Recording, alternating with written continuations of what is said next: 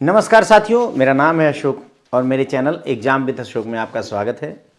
Friends, इसके पहले भी मैंने पढ़ाया हुआ है, लेकिन आज से हम एक नई जर्नी यहाँ पर स्टार्ट करने वाले हैं जिसका नाम है एग्जाम विद अशोक। पहले भी मैंने बैंकिंग एस्पिरेंट्स को काफ़ी पढ़ाया हुआ है। हमारे पहले से भी ऑलरेडी 2-3 चैनल चल रहे हैं और काफ़ी सक्सेसफुल हैं।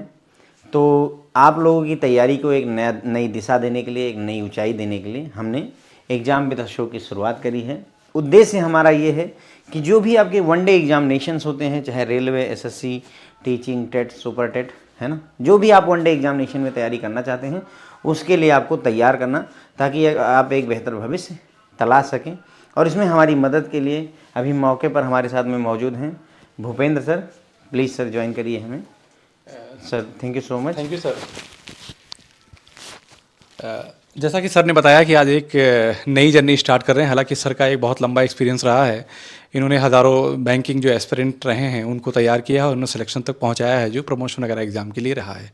ठीक है, तो सर का ये एम था कि क्यों ना हम जो है एक इस फील्ड में भी आ जाएं, जो एसएससी रेलवे के एस्पिरेंट हैं उनके लिए भी कुछ हम करें, जैसा कि हम बैंकिंग में पिछले 5-6 सालों में मैंने बेहतर किया है। तो उसी को देखते हुए हम सर ने और मेरे बीच जो बात हुई, उन्होंने कहा कि रेलवे, एसएससी और टीचिंग एग्ज़ाम जो भी होता है, CTET, super TET, KVS, NVS और एडब्ल्यूएस, ये जो जितने भी एग्ज़ाम टीचिंग से होते हैं, डीट्रिपल वगैरह के सारे एग्ज़ाम के प्रिपरेशन यहाँ पे आपको कंटेंट मिलेंगे। और जितने सारे फैकल्टीज़ अलग अलग होंगी। अभी तो स्टार्टिंग है, तो आप समझ ही रहे हैं कि धीरे धीरे सब कुछ यहाँ पे सब कुछ मिलने वाला है आपको, कहीं इधर उधर जाने की कोई ज़रूरत नहीं है। और सब कुछ सर के ही गाइडेंस में होगा, क्योंकि सर का एक लंबा एक्सपीरियंस रहा है। और जिसमें हम आपको मैथ, साइंस, जितने भी वनडे एग्ज़ाम है उसमें मैथ और साइंस दो सब्जेक्ट लेकर हम चलेंगे। बाकी और हमारी टीम रहेगी, उसमें और भी सब्जेक्ट जो भी रिक्वायर्ड होंगे उनको हम लोग कंप्लीट करेंगे। ठीक है, हमारा जो एम ये होगा कि सबसे पहले तो अभी हम जो सीरीज चला रहे हैं, मतलब हमारी जो अभी जैसे कि यूपीएसआई का एग्ज़ाम आने वाला है, जैसे कि जो भी अपकमिंग एग्ज़ाम होंगे उनके एग्ज़ाम के हम पीवाईक्यूज़ कराएंगे चैप्टर वाइज। ठीक है, अब जैसे सीटेट का क्या है कि उसमें पीवाईक्यूज़, क्योंकि बहुत ज़्यादा पेपर्स तो हुए नहीं है, मुझे लगता है 30-40 के आसपास पेपर हुए हैं, तो 40 के पीवाईक्यूज़ मैथ से करा देंगे। उसके बाद उसमें हम जो मैथ्स की पेडागोजी आती है, एक्चुअली 30 नंबर के जो मैथ आएगा उसमें 10 नंबर की पेडागोजी रहेगी, 20 नंबर सब्जेक्ट से रहेगा। तो 20 की एक अलग प्ले लिस्ट बना के करा देंगे, उसके बाद 10 की अलग से करा देंगे, और 30 नंबर की साइंस रहेगी, 10 वहाँ से भी जो है पेडागोजी रहेगी और 20 नंबर सब्जेक्ट से रहेगा। तो इवन ये कह सकता हूँ कि 60 नंबर अभी आपके बनने वाले हैं। तो मतलब कहने का ये है कि इस बात की गारंटी है कि जो पढ़ाया जाएगा उससे बाहर कुछ आना नहीं है। ठीक है ना। दूसरी चीज़ क्या है कि जो भी क्लासेस चलेंगी उसके साथ हम एक छोटी छोटी क्लासेस, जैसे कि अभी सपोज दैट मान लो कि सीटेट का एग्ज़ाम आने वाला है 8 फरवरी को, जो कि डेट उसकी फिक्स हो गई है।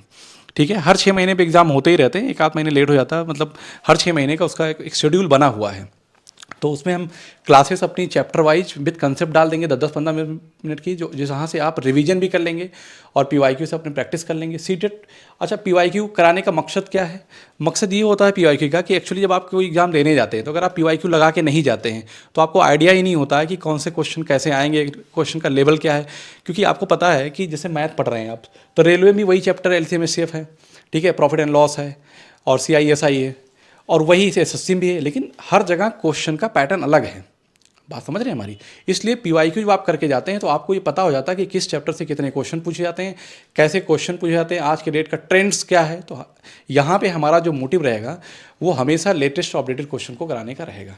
ठीक है, तो बाकी 3 क्लासेस अभी आपको रेगुलर मिलती रहेंगी डेली, वो आपको टेलीग्राम पे और हमारे उस पे चैनल पे आपको मिल जाएगा कि कौन कौन से टाइम पे रहेंगी। आगे लाइव क्लासेस का भी शेड्यूल अपडेट कर दिया जाएगा।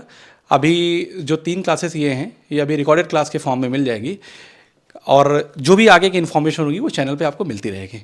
तो बाकी आगे का सर बताएंगे कुछ।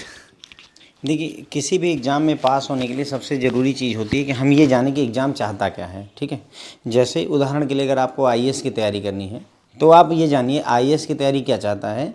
आपकी नॉलेज में बृहद मतलब ब्रॉडनेस कितनी है, कितना ज़्यादा आप जानते हैं, वो आईएएस को चाहिए होता है। कि आप आईएएस बनना चाहते हैं तो आप पूरी देश दुनिया वो जाने जो दुनिया भी ना जानती हो, वो जानने का उद्देश्य होता है। लेकिन अगर आप आईआईटी की तैयारी करते हैं तो वो ज़्यादा दूर की जो है उसको ब्रहदनेस नहीं चाहिए, उसको ब्रॉडनेस नहीं चाहिए, उसको डेप्थ चाहिए कि तुम कितना गहराई से टॉपिक को समझते हो। अल्बर्ट आइंस्टाइन ने E = mc² जब समझा था तो क्या सोचा था, वो तुम्हें सोचने की ज़रूरत है। तो किसी भी एग्जाम में सफलता इस बात पर निर्भर करेगी कि तुम इस एग्जाम को समझो। जो सर का कहने का भाव था कि भाई हम आपको उस लेवल पर जैसे PYQ प्रीवियस ईयर के क्वेश्चंस करवाएंगे, जिससे कि आपको आइडिया लगेगा कि आखिर इस एग्जाम में चाहता क्या है। भाई UPSI की तैयारी कर रहे हैं तो अलग लेवल है, अगर आप बैंक की तैयारी करते हैं मान लेते हैं, तो बैंक की तैयारी में स्पीड एंड एक्यूरेसी चाहिए। आपको तेज़ी से क्वेश्चन सॉल्व करने हैं और एक्यूरेट रहना है। 100 क्वेश्चन है, 60 मिनट हैं, आप कितनी तेज़ी से वो 100 क्वेश्चन सॉल्व करते हैं ज़्यादा से ज़्यादा और कितनी करेक्ट कर ले जाते हैं, उसी पर आपका सिलेक्शन निर्भर करता है। ठीक है, इसी तरीके से हर एग्जाम की एक अपनी पैटर्न होती है, हर एग्जाम की एक ज़रूरत होती है। वो बात अगर आप समझ गए तो सफलता आपके लिए दूर नहीं होगी, और वही चीज़ प्रोवाइड करने के लिए हमारी टीम आपके साथ रहेगी। भाई देखिए, मौके पर हमारी टीम छोटी है, मैं हूँ, भूपेंद्र सर आपको असिस्ट कर रहे होंगे, जिसमें ये आपको मैथ और साइंस पढ़ाएंगे। लेकिन धीरे धीरे जैसे जैसे अगर आप लोगों का रिस्पांस अच्छा रहेगा, आप लोग मेरी मदद करेंगे। बेसिकली यहाँ पर मैं यही कहूँगा कि इफ़ यू हेल्प अस, है ना, आप लोग सभी मदद करते हैं। मदद कैसे करेंगे सर? मदद करने के लिए विकल्प यही है कि आप जो है लाइक करिए, शेयर सब्सक्राइब वगैरह करिए, कमेंट्स वगैरह करिए, अच्छे करिए बुरे करिए, वो आपकी मर्जी पर है, जैसा आपको लगे। अच्छा लगता है अच्छे कमेंट्स करिए, बुरा लगता है तो भी अच्छे मतलब बुरे कमेंट्स करिए, ताकि हम इम्प्रूव करें अपने आप को, क्योंकि इम्प्रूवमेंट सबसे ज़रूरी है। आपके लिए भी ये बात लागू होती है, आप पढ़ाई कर रहे हैं तो अच्छे के लिए भी और बुरे दोनों के लिए तैयार रहिए। अगर आपका एग्जाम अच्छा जाता है तो लोग तारीफ़ करेंगे, बुरा जाता है तो लोग क्रिटिसाइज़ करेंगे। तो अगर आप हमें चाहें तो क्रिटिसाइज़ भी कर सकते हैं, क्योंकि उससे हमारी इंप्रूवमेंट होगी सर। ओके, तो इस तरीके से अगर आपका सपोर्ट मिलता रहेगा तो धीरे धीरे और भी टीचर्स इसमें हम ऐड करेंगे। अभी जैसे हमारे पास मैथ के टीचर हैं, साइंस के टीचर हैं, इसी तरीके से भविष्य में इंग्लिश के लिए, हिंदी के लिए, जो भी कंप्यूटर हो गया, जो कुछ भी अवेलेबल हो पाएंगे टीचर, हम धीरे धीरे इस टीम को स्ट्रेंथन, मजबूत और बड़ा करते जाएंगे। भाई मेरे पास में उतने पैसे नहीं हैं कि मतलब मैं अनअकैडमी या इनके लेवल पर ये चीज़ें लॉन्च कर सकूं, पर जिस भी स्तर पर है उस स्तर पर हम आपकी मदद करने के लिए तैयार हैं। और ये आपको पता ही होगा कि मदद करने का उद्देश्य दोनों तरफ का होता है। भाई अभी मैं आपकी मदद करूँगा, कल को आप मेरी मदद करेंगे, इसमें कोई दो राय नहीं है। कोई भी काम मुफ्त में नहीं किया जाता है, ये आपको भी पता है, हमको भी पता है। आप फ्री के लिए, मैं ना तो यहाँ से, ना मैं यहाँ से फ्री में आपको कुछ देने की तैयारी में हूँ, ना आप कुछ हमसे फ्री में लेना चाहते हैं, राइट? क्यों? क्योंकि भाई हर किसी का उद्देश्य कमाना है। आप नौकरी करके कमाना चाहते हैं, हम आपको पढ़ा करके कमाना चाहते हैं, सबका उद्देश्य सेट है। बराबर है ना मेरी बात? क्यों कि आप नौकरी पाने के बाद में फ्री में सेवा करेंगे? नहीं करेंगे ना। उसी तरीके से हमारा भी है सर।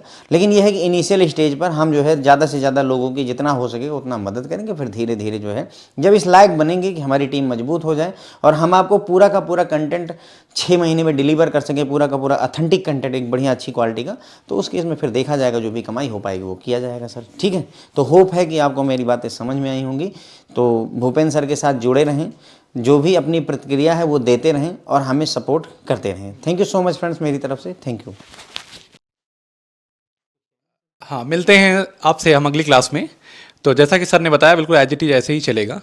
ठीक है, और कमेंट जरूर करिएगा अगर कोई प्रॉब्लम है, इन केस अगर कुछ समझ में नहीं आता या कुछ भी जो भी आपको लगता है अच्छा बुरा, आप कमेंट कर सकते हैं, कोई दिक्कत नहीं है। तो मिलते हैं आपसे स्टूडेंट अगली क्लास में। ठीक है, आज के लिए इतना ही, थैंक यू।